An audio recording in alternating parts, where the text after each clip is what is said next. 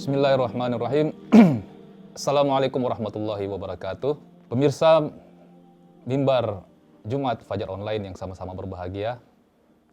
Kembali di episode kali ini kita akan membahas tema-tema seputar Islam tentang kehidupan kita sehari-hari.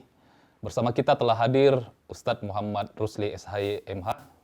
Assalamualaikum Ustadz. Waalaikumsalam. Ya, bagaimana kabar? Alhamdulillah. Ya. Baik, sehat. Beliau merupakan pembina dari Tahfiz Quran Al-Imam Al-Asim dan sekarang tengah menyelesaikan studi doktoral di Universitas Islam Negeri Alauddin. Ustadz, tema kita kali ini adalah tentang hijrah. Ini kan kita sudah berada di penghujung bulan Zulhijjah. Sebentar lagi kita akan memasuki tahun baru Hijriyah.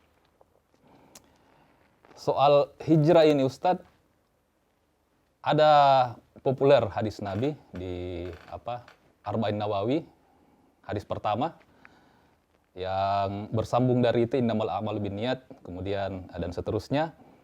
Faman kana hijratuhu lillahi wa rasulihi fa hijratuhu ilallahi wa rasulihi wa man kana hijratuhu lidunya yusibuha aw imratin yankihuha fa inna hijratuhu ila ma hajara ilaihi.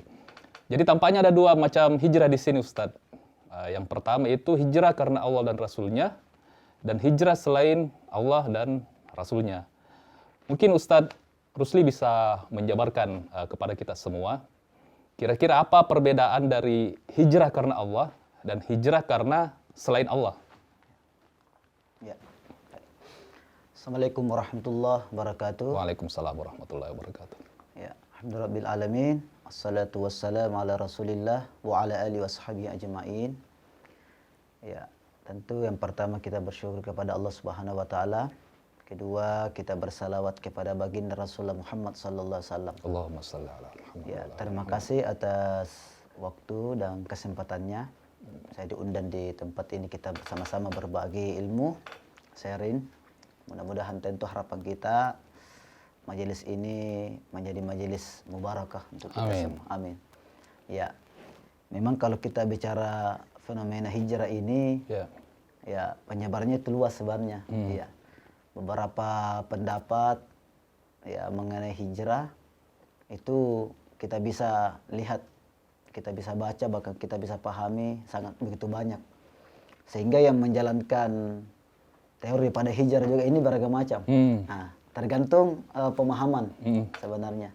Nah, jadi hijrah sesungguhnya itu yang dimaksud dalam hadis itu telah dicontohkan oleh baginda Rasulullah Muhammad SAW. Ya, jadi sewaktu Nabi Muhammad SAW ini mendapat wahyu diperintahkan untuk berhijrah ke Madinah, ya ke Madinah, ya untuk meninggalkan kejahiliaan, meskipun pada saat berhijrah itu masih dalam keadaan jahiliyah pada saat itu.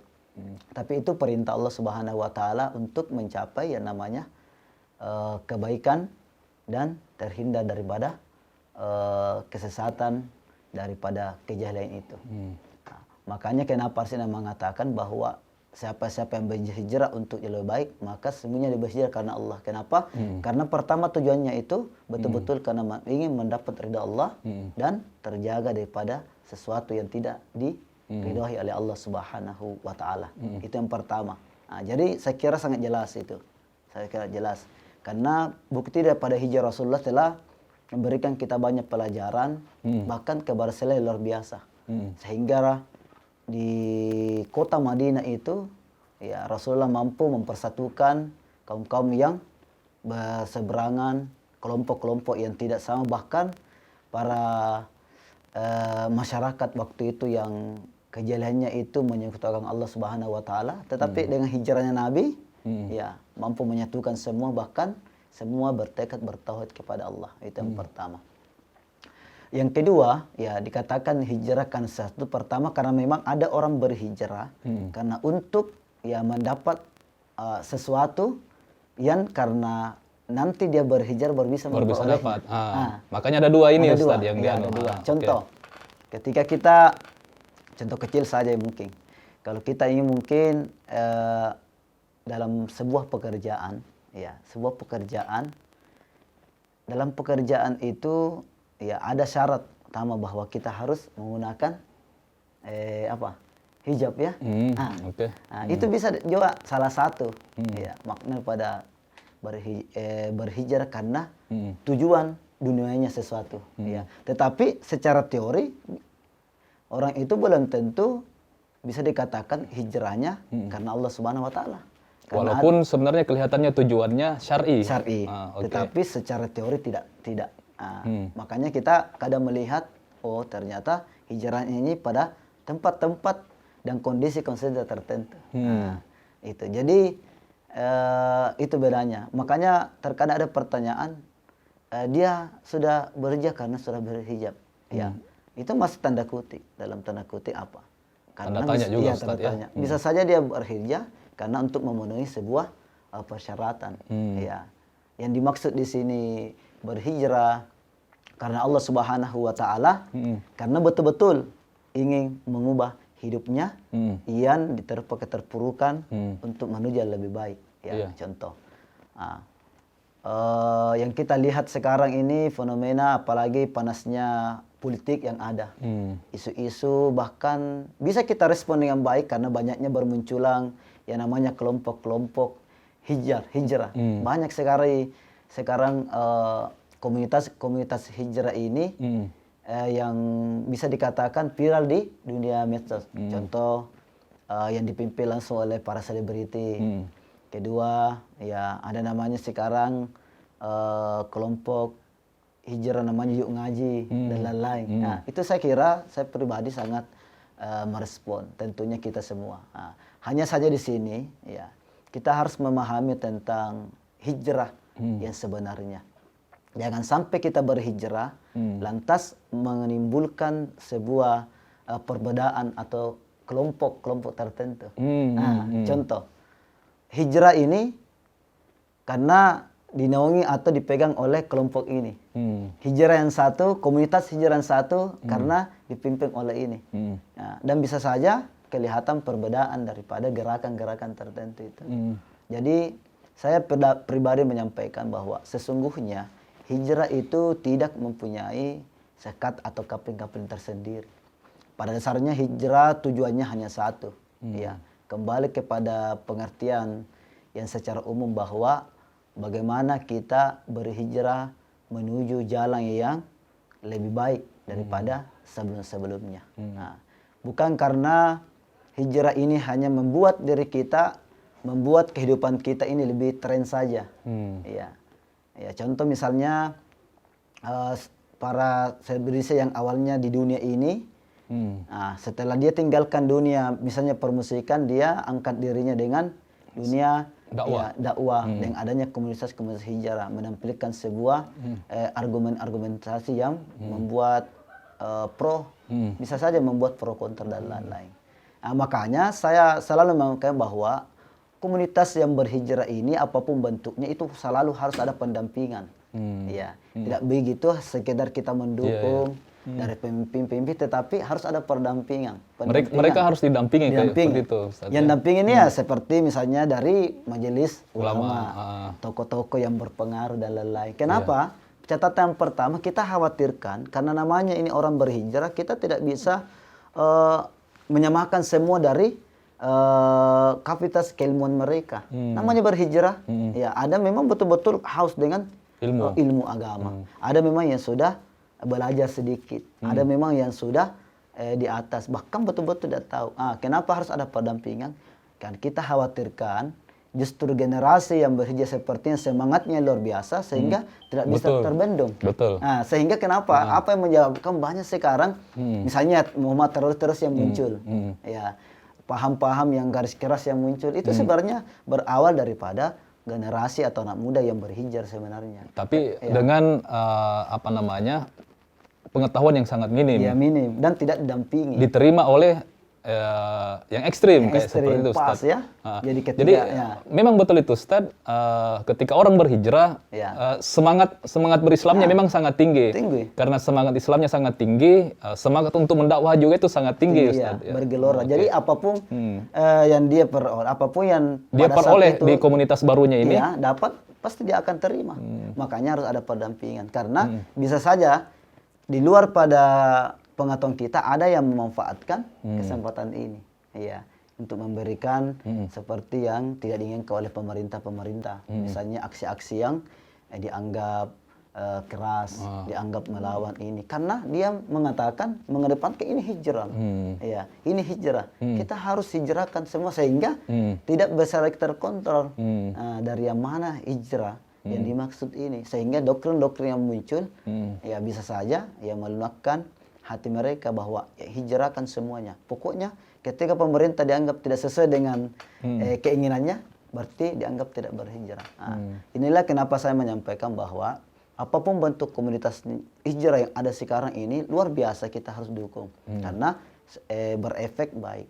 Hanya saja harus ada pendampingan ya dari ulama dan lain-lain sehingga anak-anak kita ini semangat hijrahnya tetap terjaga, tidak kendor dan tidak hilang.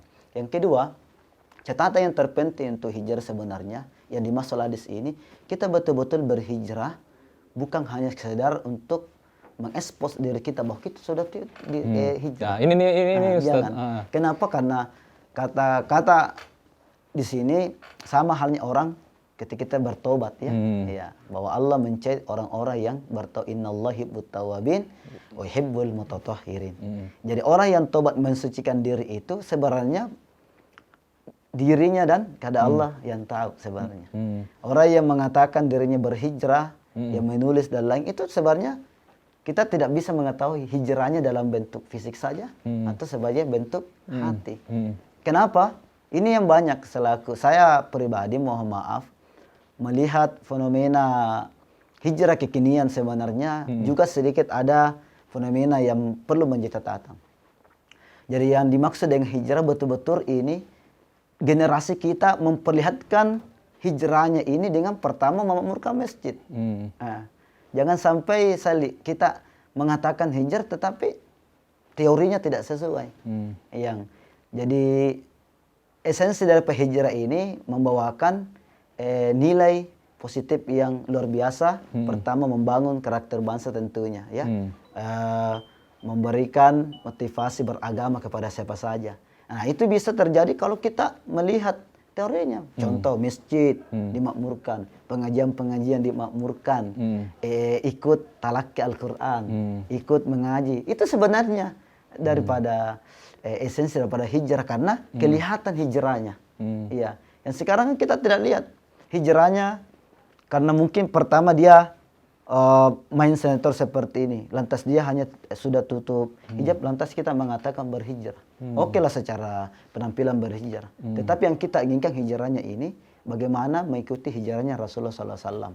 Artinya mendekatkan diri kepada Allah dan mengajak kepada semua orang untuk mendekatkan diri. Itu tadi sampaikan ya, perbanyak menuntut ilmu, agama dan lain-lain. Ya itu. Tapi kenapa kira-kira Ustadz fenomena hijrah di era sekarang itu harus selalu orang-orang yang sudah berhijrah dia aktualisasi dirinya di media sosial. Seakan-akan dia ingin diketahui bahwa saya telah berhijrah. Saya sudah memelihara jenggot. Celana saya sudah pendek dan betul. Saya sudah memakai cadar kayak seperti itu. Betul. Apakah memang konsep hijrah dia seperti ini ataukah hijrah lebih jauh dari itu, Ustaz? Ya. Makanya secara umum sebenarnya konsep hijrah itu tidak identik oleh satu penampilan sebenarnya. Misalnya kalau kita karena itu saya tadi mengatakan dari awal bahwa jangan sampai kita berhijrah lantas kita punya kelompok tersendiri. Jadi sesama yang berhijrah juga saling menyerang. Nah, itu saya tidak yang kita wanti-wanti. Kenapa? Yang hijrahnya yang mungkin biasa-biasa saja menganggap yang hijrahnya yang pakai cadar satu potong itu yang terbaik. Sementara yang pakai cadar mengatakan hijrahnya itu belum sempurna. Nah, itu yang kita takutkan. Nah, jadi makanya tergantung sebenarnya komunitas ini. Kalau komunitas hijrah ini berlatar belakang misalnya Salafi ya, otomatis pengikutnya juga akan seperti itu. Nah, kalau misalnya komunitas hijrah ini background dari NU, maka penampilannya pun akan bercorak seperti itu juga. Jadi sebenarnya tidak ada masalah. Yang penting kita bagaimana bisa menerima antar satu dengan yang lain tanpa harus menjelekkan yang satu dengan lain atau merusak. Yang kedua, Ya, yang terpenting hijrah sebenarnya mengaktualisasikan diri dengan perubahan positif yang mengkait banyak orang sebenarnya. Memberikan manfaat kepada Bermanfaat, banyak iya. orang, Ustaz ya. Jangan sampai kita Justru menimbulkan kegaduhan. ya kegaduhan. Bisa saja karena itu tadi, karena adanya kegaduhan pribadi, ya, sehingga ditampilkan ini sehingga kita kasih muncul di medsos dan lain-lain. Betul, ya. Ustaz, ya. Itu sebenarnya hijrah yang diinginkan oleh agama kita. Yang bisa sebenarnya ketika kita merampung semua orang, langsung kita aktualisasikan bahwa inilah hijrah kami yang sesungguhnya. Manfaatkan masjid-masjid, menghidupkan pengajian. Ya, jangan sampai kita hanya menghabiskan waktu hijrah kita ini untuk kebutuhan konten dan lain-lain. Untuk tampil lama-lama, kita disiarkan bahwa saya sudah berhijrah. Ya, itu yang kita tidak inginkan. Kenapa? Karena efeknya sebenarnya luar biasa. Saya teringat sebenarnya dari salah satu, ini yang saya inginkan yang dimaksud oleh host kita, betul, kita harus wanti-wanti ini, jangan sampai kita terlalu mengaktualisasikan diri, sehingga kejadian saya teringat, menyebut saja merah, ada satu artis yang betul-betul hijrah, diperlihatkan di medsos yang dikasih maksud, tetapi dia kembali lagi yang seperti itu. Karena kecewa dengan hasil hijrahnya sendiri kayaknya, Ustaz. Makanya itu menjadi juga sebenarnya pembelajaran luar biasa dan bisa mencoret juga sebenarnya agama kita. Kenapa? Karena itu tadi. Hijrahnya tidak benar. Hijrahnya tidak benar. Diaktualisasikan. Ada kejadiannya, Pak. Bahkan memang dia hijrah tinggalkan itu berubahnya sangat drastis. Tetapi yang kita sayangkan, ya beberapa bulan setelah menjalankan rumah tangga dengan ini, ya goyang dia kembali. Nah itu kan sama menjatuhkan kembali kita punya jati diri, motivasi juga. Nah itu tadi. Makanya silakan kita berbondong-bondong berhijrah, ya tetapi dengan catatan perkaya ilmu pengetahuan kita, ya memperbanyak talaki ilmu, majelis-majelis ilmu, sehingga kita bukan hanya berhijrah diri sendiri, tapi mampu menghijrahkan orang dengan kualitas diri yang kita miliki dan teori-teori yang kita perlihatkan. Saya kira kalau kita berhijrah tanpa kita harus mengaktualisasikan diri bahwa saya berhijrah, insya Allah orang akan ikut ke kita. Kenapa? Karena orang akan melihat kebaikan dalam diri kita dan teori hijrah yang kita perlihatkan. Nah, contoh misalnya ya kita waktu salat kita ke masjid, ya. Jumat namanya Jumat ibadah kita bergabung dan lain-lain. Nah itu sebenarnya sangat kelihatan hijrahnya, ya ini. Karena fenomenanya ini yang sekarang itu banyak kita lihat di kaum milenial ini, ya yang cukup memperhatikan juga, karena sekedar merubah penampilan saja sehingga dikatakan berhijrah. Tapi akhirnya muncullah tren busana muslim baru yang dikatakan yang hijrah, menjadi muncul masalah baru juga. Betul. Wih, kenapa hijrah begitu? Kenapa pakainya begitu? Kenapa itu? Yang menjadikan juga ya anaknya semaraknya juga tempat-tempat nongkrong ini, ya itu juga menjadi sebuah fenomena luar biasa, karena terkadang jadi dampak dan efek hijrah sebanyak lebih besar kita efeknya daripada sebelum hijrah. Kenapa? Karena ada sesuatu yang harus kita jalankan di luar pada kemampuan kita. Contoh, orang berhijab, ya perempuan berhijab misalnya atau laki-laki yang berhijab, berkumpul di sebuah tempat dorkop. Sementara beberapa waktu sholat yang dilewati. Nah itu kan sebanyak menjadi sebuah pembicaraan. Pertanyaan, kan ada apa ini? Ada apa? Kok perempuan pakai begitu? Dia ngumpul-ngumpul waktu sholat tidak ini. Sudah isya masih di situ sampai malam. Ini kan itu sebenarnya menimbulkan sebuah pertanyaan dan masalah sebenarnya. Nah, makanya saya mengatakan berhijrah itu tidak semudah kita memudahkan telapak tangan. Kenapa? Ada tanggung jawab sebenarnya, tanggung jawab moral. Ya, tanggung jawab moral, agama, bangsa. Nah, itu di tangan kita. Ya, bukan sekedar ya. Yang kita takutkan itu juga. Karena hijrah juga adalah ujian dari Allah Subhanahu wa taala, melihat bagaimana apa kita konsisten dengan apa yang kita ucapkan dan kita lakukan. Karena sesungguhnya semua yang kita ucapkan itu akan diujikan kembali pada diri kita sendiri. Betul. Ya. Jadi pokoknya kalau mau hijrah Ustadz nggak usah aneh-aneh. Ya. Woi, saya sudah bertobat, Ya. ya. Ya. Saya sudah mengubah penampilan. Ya. Nah, yang terakhir ini Ustadz, ada juga fenomena hijrah yang sebaliknya. Ya. Berhijrah setelah dia mungkin menyesali semua kesalahan-kesalahannya di masa lalu, Ya. dia lalu tinggalkan kehidupan duniawinya Ya. dan hanya fokus kepada ukhrawi. Kan ada banyak yang fenomena seperti ini yang mengasingkan diri. Dia mengasihkan diri. Sampai-sampai mungkin dia kayak semacam dalam tanda petik meninggalkan tanggung jawab duniawinya. Iya. Apakah ini juga bisa disebut hijrah yang sesuai konsep ataukah hijrah dalam bentuk yang lain? Ya. Betul. Ya. Saya kira ini pertanyaan luar biasa memang. Ya. Saya kira ya, apa yang disampaikan ini sudah kelihatan memang di tengah-tengah kita. Ya, yang menjadi pertanyaan. Saya juga pernah ditanya bahwa bagaimana dengan tanggung jawab kita di dunia, karena kita ini kan punya tanggung jawab di dunia maupun di akhirat. Pada dasarnya sebenarnya kalau kita mau berbicara tentang mahabbah itu sebenarnya tidak bisa kita mengikuti mahabbahnya sahabat terdahulu, seperti misalnya Ratul Adawiyah. Ya. Kenapa? Karena memang Ratul Adawiyah itu sudah tutup memang hatinya untuk kecintaan dunia.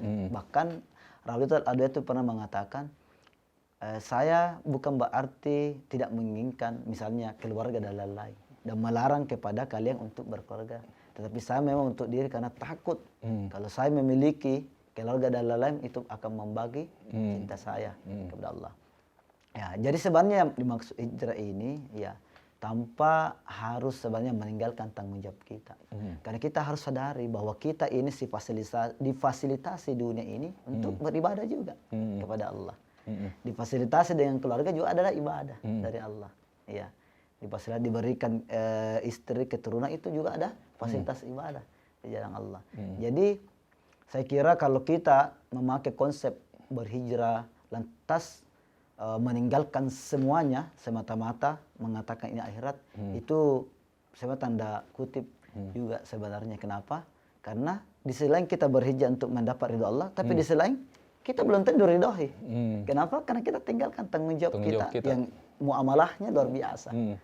Betul. Jadi saya pernah menyampaikan itu bahwa tidak mesti itu kita berhijrah meninggalkan semua. Yang dituntut agama kita ini oleh Nabi adalah kan ada hadisnya, hadisnya hiduplah engkau seakan-akan kita tuntutlah duniamu, seakan-akan engkau hidup selamanya. Dan tuntutlah akhiratnya seakan-akan mati besok. Kita akan besok. Dan kita diperintahkan untuk menuntut keduanya. Kenapa? Bagaimana ketika dunia ini bagus, maka ibadah kita pun akan bagus. Ya, yang tidak diinginkan Rasulullah dalam hadisnya yang dikhawatirkan yuhibbuna dunya wa yansawna al-akhirah. Ya, mereka hidup di dunia tetapi melupakan akhiratnya. Tapi bukan berarti kita lantas beribadah di jalan Allah lantas meninggalkan segalanya. Ya, wa ma khalaqtul jinna wal insa illa liya'budun. Tujuan utama kita diciptakan oleh Allah Subhanahu wa taala adalah beribadah. Tapi dunia ini adalah fasilitas kita untuk bermuamalah. Makanya dalam Quran itu hampir berapa persen kita berbicara muamalah dunia. Jadi saya kira sebuah keliruan kalau kita berhijrah lantas kita meninggalkan segalanya atas nama dasar berhijrah. Berarti harus imbang, Ustaz. Ya, harus seimbang. Paling tidak ya kita memperlihatkan corak kehidupan dunia yang baik dan memperlihatkan corak kehidupan akhirat yang baik. Ya, itu sebenarnya intinya. Oke, terima kasih banyak Ustadz atas penjelasannya. Pemirsa Mimbar Jumat Fajar Online dimanapun Anda berada, semoga penjelasan Ustadz tentang hijrah bisa memberikan kita tambahan wawasan seperti apa sebenarnya hijrah dalam konsep Islam, bahwa ternyata hijrah itu lebih ke dalam diri seseorang, tidak menggembar-gemborkan ketika dia hijrah, tidak memperlihatkan kepada semua orang bahwa dia sudah bertaubat, dia sudah merubah penampilannya, tetapi lebih kepada bagaimana perubahan sikapnya, perubahan dirinya, memberikan pengaruh yang baik kepada orang-orang di sekitarnya. Saya kira itu Ustadz hikmah dari pembicaraan kita kali ini. Terima kasih banyak. Minallahil musta'an wa ilaihi tiklan. Assalamualaikum warahmatullahi wabarakatuh.